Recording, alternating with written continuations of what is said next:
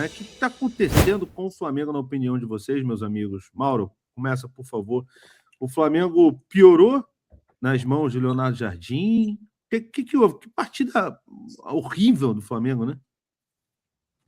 Minha primeira informação, acaba de sair a lista de relacionados para Internacional e Flamengo, do lado rubro-negro, e De La Cruz está relacionado, que é, de fato, algo quase tão impressionante quanto a dificuldade do Barba de dizer onde ele está, né?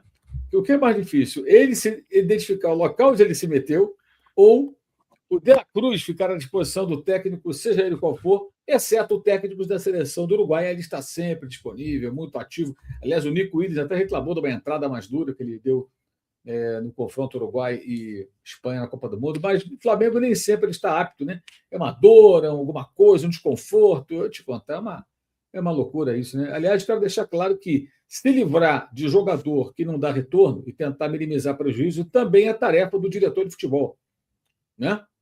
Ou não? Procurar o empresário, procurar o jogador e falar, meu irmão, não estamos satisfeitos, você nunca está disponível, o clube te oferece todas as condições, você nunca se sara. O que você quer fazer? Você quer ficar? Quer ir para uma liga mais suave, futebol do Catar, Estados Unidos, né? De repente, menos jogos mais suaves, porque aqui o couro come, né? A temporada é pesada. E aí, sabe? E falar com o empresário, prospectar o mercado, o empresário, buscar uma saída. Sabe? Não dá para ficar de braço cruzado numa situação dessa, né? Pô, impressionante, né? Então, hoje o De La Cruz aparece o nome dele entre os relacionados, o que é de fato algo. Isso é notícia. Isso é, incrível que pareça, isso é notícia de verdade, não estou ironizando. O que não é notícia, né, gente? Essa chateação de empresário do Almada toma café pensando na conversa com o Boto. Empresário do Almada faz a barba antes de pegar um avião. Empresário do Almada pensa em comprar uma passagem para o Rio de Janeiro. Empresário de Almada se reúne por Zoom. Pô, isso não é notícia, gente. Vamos parar com essa palhaçada. E tem uns bobos que seguem, cara. Não tem notícia nenhuma aí. O que acontece é que tem uma negociação, conversas são diárias, né? Aí, especialmente se estiver no mesmo lugar, por telefone, por Zoom, por WhatsApp, buscando o acordo. É normal isso aí. Envolve 4 partes: Flamengo, empresário do jogador, que é quem fala por ele, né?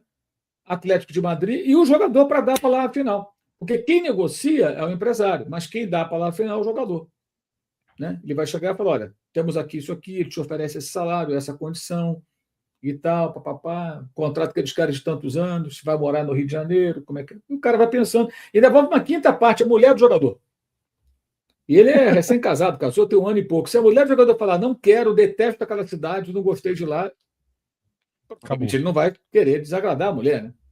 Estou aqui imaginando. Então, assim, quero dizer o seguinte, gente, essas coisas não são notícia. Querem saber quando o jogador virá? Espera que vai sair a notícia uma hora. Quem vai dar primeiro? Isso não faz a menor diferença nesse contexto. Notícia exclusiva importante é quando ninguém espera, né? E sai alguma coisa. Tipo, ninguém espera a demissão do Felipe Luiz. Ninguém deu essa notícia, foi para o Flamengo. Aí um repórter vai lá e apura, ó, vai ser demitido. Vou dar um exemplo.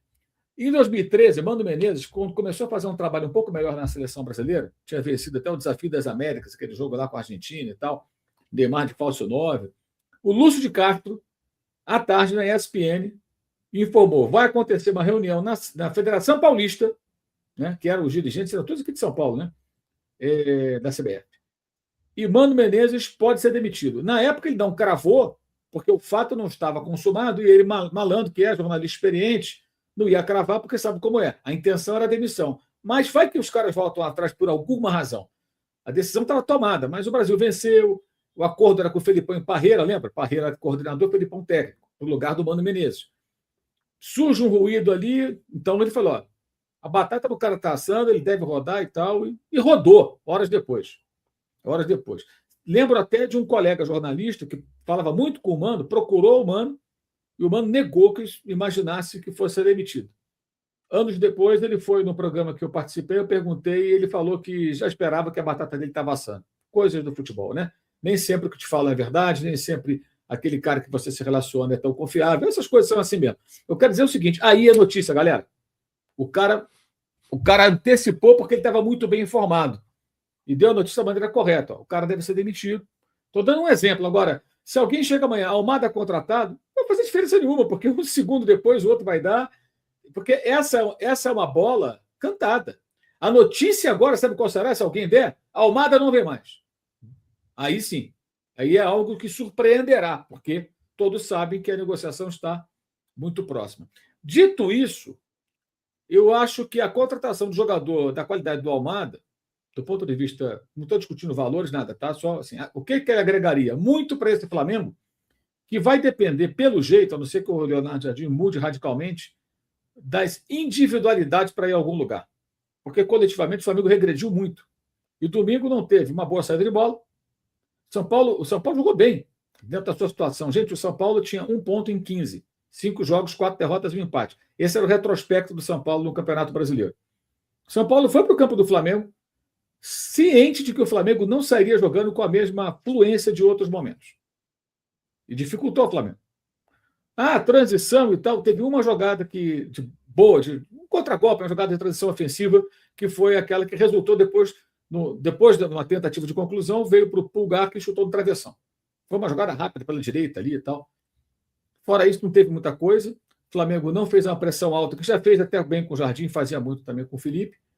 O Flamengo não controlou o jogo pela posse de bola, que é uma característica que eu acho fundamental para esse time, com esse perfil dos jogadores, que é ter a bola, controlar o jogo, o adversário fica só correndo, e você... O que faltava no Felipe Luiz, uma das coisas que faltava, era ser mais incisivo. Quando o Jardim chegou, deu a sensação de que seria acrescentada essa característica que não apareceu muito no domingo, mas o Flamengo está perdendo características importantes. Jogo aéreo, ofensivo e defensivo, embora tenha feito o gol de escanteio, tomou o gol de cabeça, né? O Flamengo agora toma gol todo jogo, o Rossi tem que fazer defesas até contra a Chapecoense, ele fez 3, que é o pior time do campeonato. Então o time perdeu um bom jogo aéreo defensivo, um bom jogo aéreo defensivo, e tudo isso que eu falei. Regrediu muito. E eu acho que isso diz muito sobre um trabalho que não é bom. Não é bom nesse momento da comissão técnica. Não é bom. Não é bom. E depois de parada para a Copa do Mundo, amistosos, voltaram ao Maracanã. No primeiro jogo minimamente desafiador, com a Chapecoense, muito mal, né? A Chapecoense deu um gol para o Flamengo, gente. Os caras bateram cabeça e botaram a bola dentro do próprio gol. O segundo gol foi um time muito frágil. O Flamengo venceu naturalmente ali. O São Paulo é diferente. O São Paulo, mesmo em crise, é o São Paulo. Tem jogadores melhores, um técnico experiente, que conhece bem o próprio Flamengo, e montou uma boa estratégia, fez um bom jogo, dificultou o Flamengo, e o Flamengo não venceu. Isso só foi minimizado porque o Palmeiras também tem hoje um mau trabalho da sua comissão técnica, hoje, que não tira nem de longe aquilo que o elenco oferece. E o Palmeiras perdeu para o Atlético Mineiro, que só surpreende os distraídos, né? Porque antes o Palmeiras sofreu para ganhar do Chapecoense com um gol anulado, pênalti perdido, muita polêmica de arbitragem, 1-0, Chapecoense em casa. Último jogo antes da Copa. Empatou com o Remo, zona de rebaixamento. Empatou em casa com o Santos, que está ali pertinho do rebaixamento. Perdeu para o Vasco, zona de rebaixamento. Perdeu para o Cerro Porteño em casa, né? Libertadores. Empatou com o Corinthians com 9 homens. Não conseguiu ganhar. Do Flamengo ganhou, porque o seu Leonardo Jardim, quando teve a expulsão do Carrascal, que foi o grande vilão naquela noite de sábado, ele abriu o time, tentou ganhar o jogo, tomou de 3-0, com a colaboração do Rossi também, que falhou em 2 gols. Mas a estratégia ali era tentar segurar o empate. Se jogasse pelo empate ali e conseguisse ficar no empate, hoje o Flamengo estaria 3 pontos atrás do Palmeiras. Então nem teve entendimento ali do campeonato. Eu acho que o trabalho do técnico, e não é um mau técnico, eu acho que ele seja ruim, tá? Mas nesse momento o trabalho dele não é bom. Acho que isso resume tudo. É óbvio que Paquetá faz falta, Arrascaeta entrando durante faz falta, etc. É o Ortiz, tudo bem. Mas, gente, o Flamengo tem um elenco melhor que o São Paulo. O São Paulo também tem os seus problemas, são maiores que o Flamengo. E nem assim conseguiu vencer. Eu não estou dizendo que o Flamengo tinha que fazer domingo uma atuação soberba, mas jogar uma boa partida, se impor sobre um adversário tradicional, que dificulta costumeiramente o Flamengo, mas que vem numa crise, e vencer, só vencer. Um gol que fosse 1-0, 2-1, não foi capaz. Não foi capaz. E quase que vence no final ali, numa jogada meio fortuita. Achei até que o empate foi justo pelo que os dois times fizeram. Acho que o Flamengo não merecia coisa melhor, uma partida aquém, e nem teve essa capacidade, né? Na dificuldade, hoje esse jogo é para ganhar na marra, você ganha jogando mal, mas ganha. Nem isso conseguiu. Eu acho que isso diz tudo sobre essa fase que não é boa. E deixando bem claro, gente, amanhã, se estiver jogando bem, se o Jardim estiver mudando o cenário todo, fala mal agora. Não, aí fala bem, ô maluco. Porra, fala mal quando joga mal, fala bem quando joga bem, elogia quando vai bem, critica quando vai. É assim que funciona. Entendeu? A palavra de hoje não é a de amanhã. Tudo não depende de mim, depende nem do Fabrício, nem do Barba, nem de você. Depende do que eles mostram. Certo? Se o Barba for no restaurante, você está na África do Sul, né, Barba? Tô. Se ele for na África do Sul, lá no restaurante, comer uma comida muito boa hoje, ele vai chegar para o cara e falar, pô, tá uma delícia isso aqui. Aí daqui a 2 dias ele volta no mesmo restaurante. Aí a comida tá ruim, ele fala, pô, tá horrível, cara. O que houve? É isso. Né? Há 2 dias estava ótimo, hoje está ruim. Pô, você elogiou outro dia, sim, estava bom, hoje está ruim, hoje eu vou criticar. Né?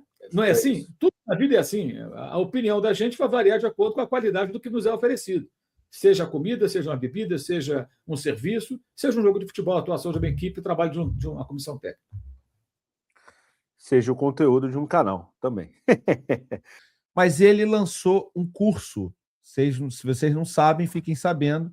O nome do curso é Tática Sem Tatiquez, do Falso 9, onde ele ensina tática e estratégia de forma simples, sem complicações, sem precisar nem ter experiência. Para você não ficar falando bobagem aí, que nem certos jornalistas estão falando, né? Eventualmente.